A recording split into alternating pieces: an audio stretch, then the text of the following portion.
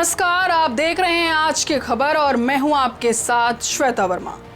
भारत की आपत्ति को दरकिनार करते हुए नेपाल की संसद के उच्च सदन नेशनल असेंबली ने देश के विवादित राजनीतिक नक्शे को लेकर गुरुवार को पेश किए गए संविधान संशोधन विधेयक को अपनी मंजूरी दे दी है।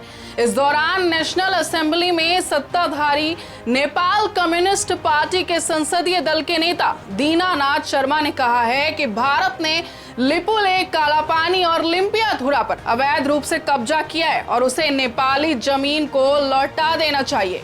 नेपाल के नए नक्शे के समर्थन में नेशनल असेंबली में 57 वोट पड़े और विरोध में किसी ने वोट नहीं डाला। इस तरह से यह विधेयक सर्वसम्मति से नेशनल असेंबली से पारित हो गया है।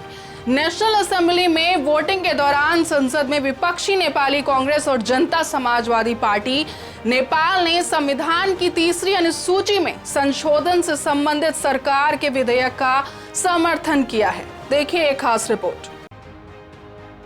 भारत के साथ सीमा गतिरोध के बीच इस नए नक्शे में लिपुलेख, कालापानी और लिम्पियाधुरा को नेपाल ने अपने क्षेत्र में दिखाया है। कानून, न्याय और संसदीय मामलों के मंत्री शिवमाया थुम्बागफे ने देश के नक्शे में बदलाव के लिए संसद में संविधान संशोधन विधेयक पर चर्चा के लिए इसे पेश किया था। इस नए नक्शे में नेपाल ने लिपुलेख, कालापानी और लिम्पियाधुरा के कुल 395 वर्ग किलोमीटर के भारतीय इलाके को अपना बताया है। भारत ने नेपाल के इस कदम पर आपत्ति जताते हुए नक्शे को मंजूर करने से इनकार किया है और कहा है कि ये सिर्फ राजनीतिक हथियार है जिसका कोई आधार नहीं है। नेशनल असेंबली से विधेयक के पारित होने के बाद इस विधेयक को राष्ट्रपति विद्यादेवी भंडारी की मंजूरी के लिए भेजा जाएगा, जिसके बाद इसे संविधान में शामिल किया जाएगा। राष्ट्रपति की मंजूरी मिलने के बाद नए नक्शे का सभी आधिकारिक दस्तावेजों में इस्तेमाल होगा। एक कैबिनेट बैठक में 18 मई को नए राजनीतिक नक्शे का अनुमोदन किया गया था। सरकार ने बुधवार को विशेषज्ञों की एक 9 संसदीय समिति बनाई थी जो इलाके से संबंधित ऐतिहासिक तथ्य और साक्ष्यों को जुटाएगी। कूटनीतिज्ञों और विशेषज्ञों ने सरकार के इस कदम पर सवाल उठाते हुए कहा कि नक्शे को जब मंत्रिमंडल ने पहले ही मंजूर कर जारी कर दिया है तो फिर विशेषज्ञों के इस कार्यबल का गठन किस लिए किया गया है। भारत और नेपाल के बीच रिश्तों में उस वक्त तनाव दिखा जब रक्षा मंत्री राजनाथ सिंह ने 8 मई को उत्तराखंड में लिपुलेख दर्रे को धारचूला से जोड़ने वाली रणनीतिक रूप से महत्वपूर्ण 80 किलोमीटर लंबी सड़क का उद्घाटन किया।